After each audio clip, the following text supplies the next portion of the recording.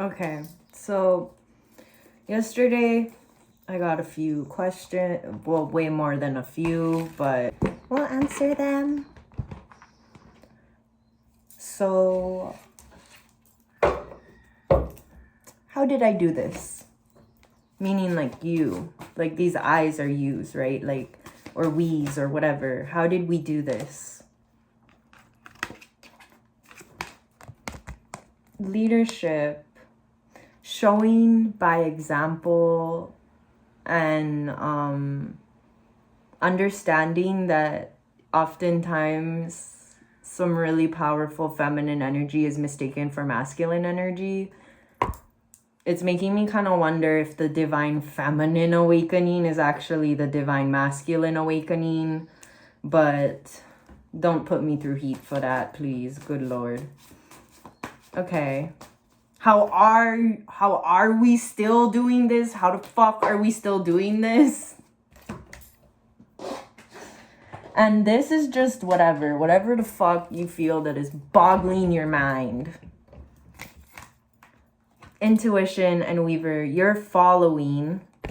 Weaver is lavender, by the way. You're following your intuition, you're following your heart, and you're chasing the energies that feed you and keep you well. What separates me from the rest? So what separates you from the rest? What makes you stand out? What makes you different? You're fucking psychic as fuck, first of all. Yeah. And revival. You have like the ability to like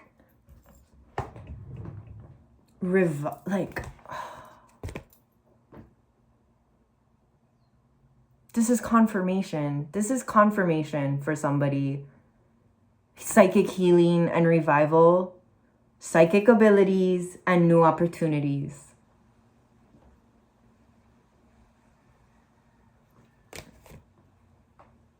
Do I want to quote them or can I figure something out for myself? You know what? It's a higher level one anyway. I don't want to explain and put too much words to it. But I'm going to pull a confirmation card for the person that it's for. Because it's exactly what they said. That was so on point. What was the fuck I was saying about being psychic as fuck? What was the fuck I was saying? Oh. I forget this one's name too. Look at that little... Yes! Yes! Pew! Okay. Anyway. Oh, okay, next question. Next. How do I follow my heart when it is broken? 55. How do you follow your heart when it is broken?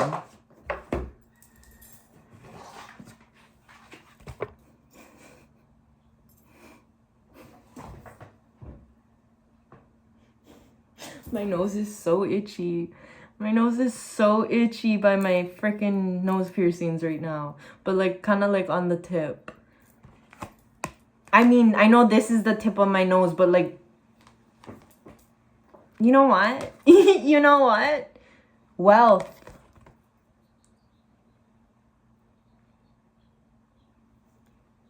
Abundance in the form of having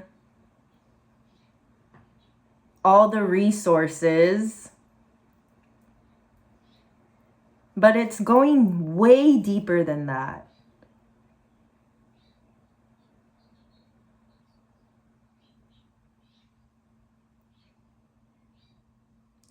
How do you follow your heart when it is broken? It is because of your heartbreak.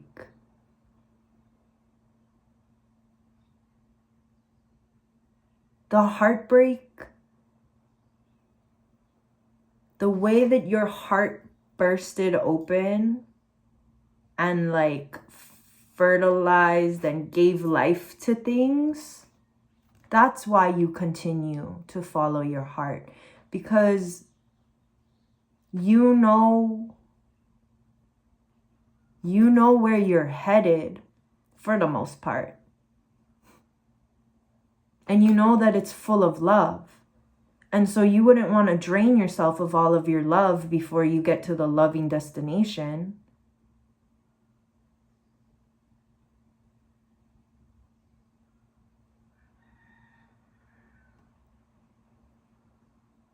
Sometimes it may feel easier to let go of your heart. But following your heart sometimes means to leave things behind as well. 3, 2, 1.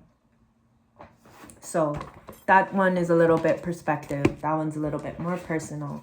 But how am I ever going to love anyone as much as I love myself? How are you going to love anyone as much as you love yourself?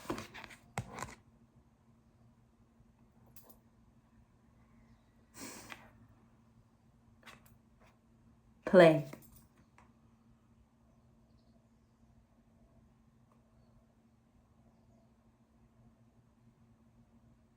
The inner child has never left. The inner child will never grow up. That whole grow up, grow up, grow up, grow up, you're so immature, like that shit don't make fucking sense to me.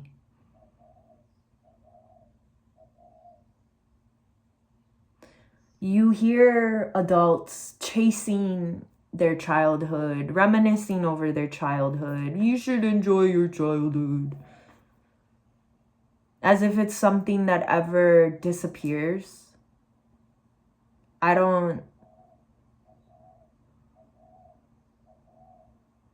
It's like, oh, well, they grow up and they move away and they owe this and they owe that. So when you heal yourself, when you heal the things that have happened, wounded healer, then you don't lose as much as you think you did. You gain it back. And it wasn't for nothing because you got something.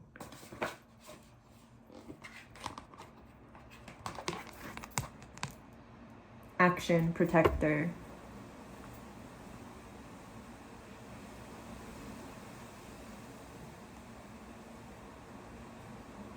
It's like, I don't mind teaching you how to do this so that you can do it for me when I don't have the strength or the feeling to do it, right? That's why we love each other. Not just the reflections or the potentials or whatever, but when you truly remove all the judgments, all there is love.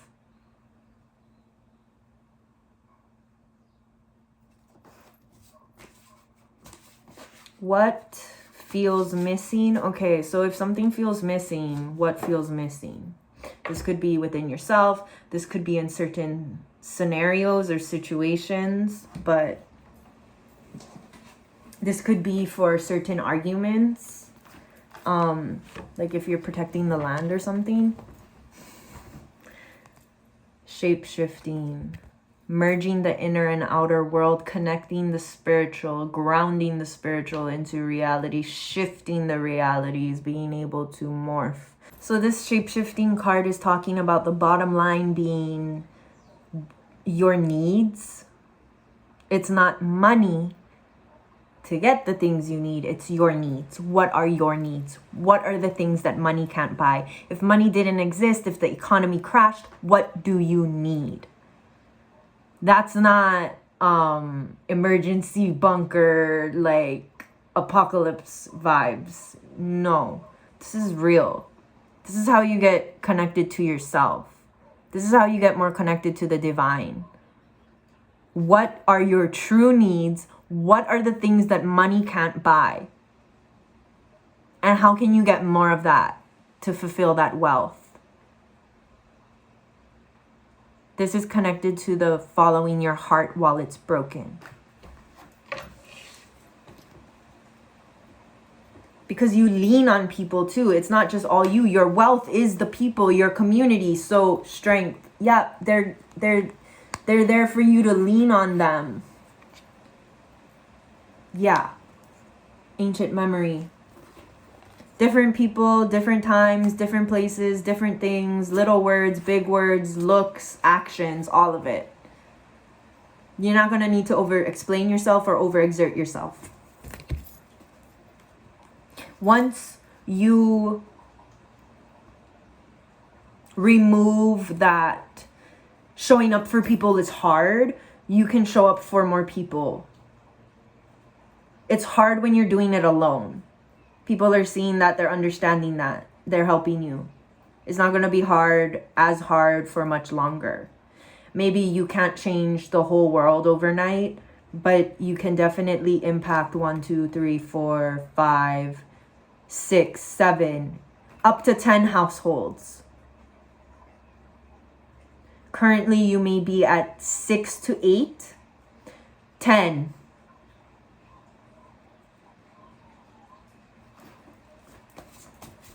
And no, it's not your responsibility. No, not this. No, not that. No.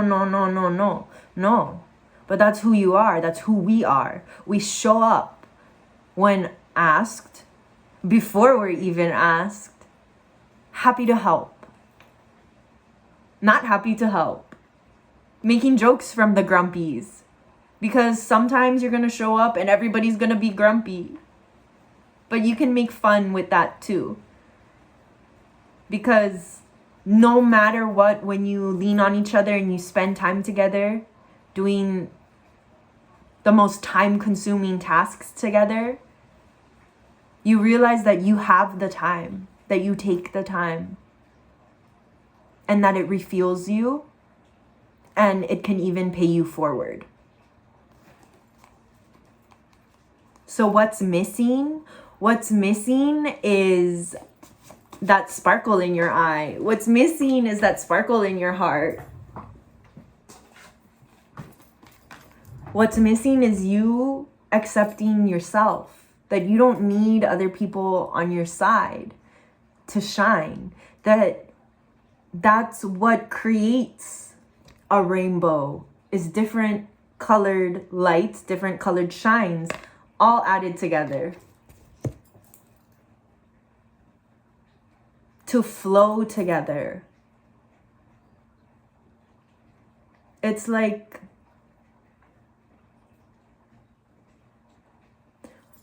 a dam bursting, and there's the stones and the banks, and it's just all this movement, this flood of emotion and energy and harmonization is rearranging the landscape naturally.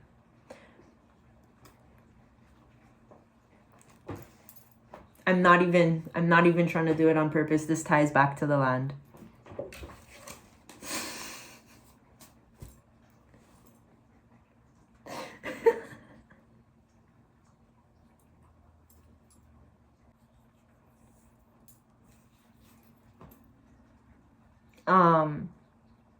Where do I even start? Where do you even start? You've already started. First of all, you've already started. You just keep going. It's that nurture, community, breakthrough. You start with nurturing your community. You start by saying, are these decisions and tasks really that time important? Do I really not have time to show up just for a little? You know what I mean? And that could be energetically, like if you're tired, rest, yes. But you're realizing that you can show up in a different way, and that spending time in nurturing others and seeing them love themselves, it's creating this resilience. It's creating this incredible dynamic of safety, of competence.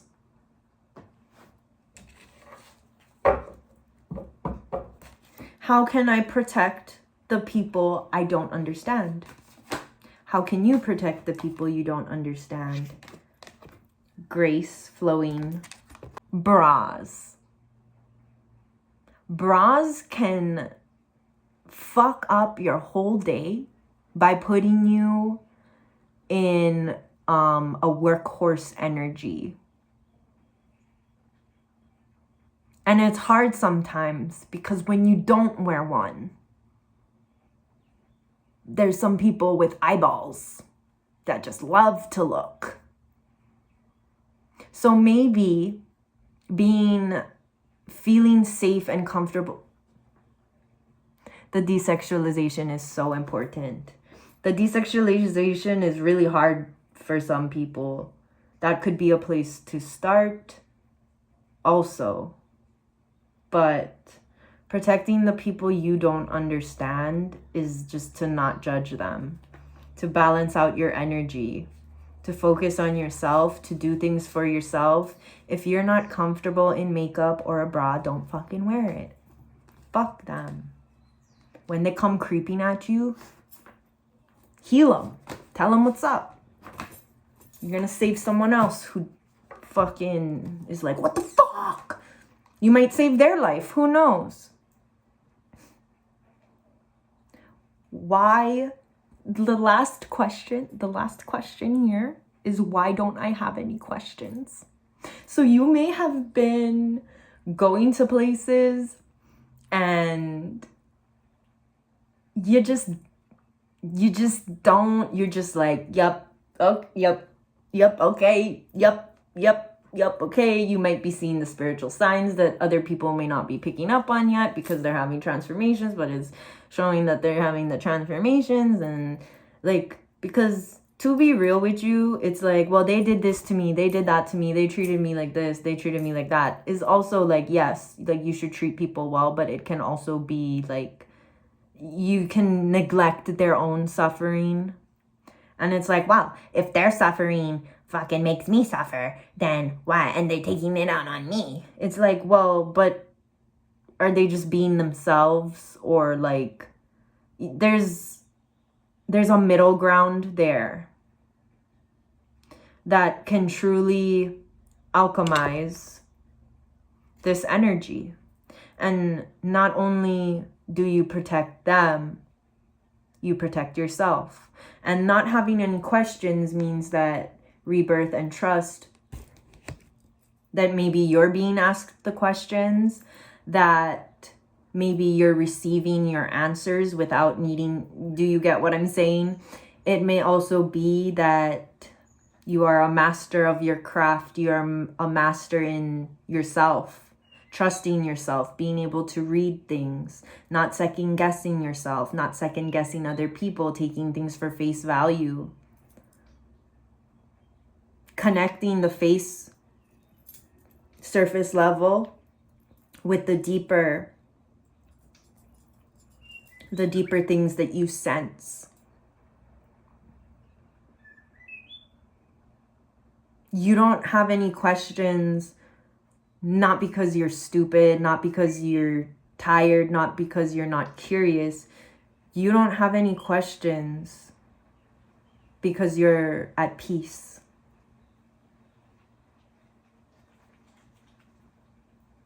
Stillness within the movement. Okay, bye.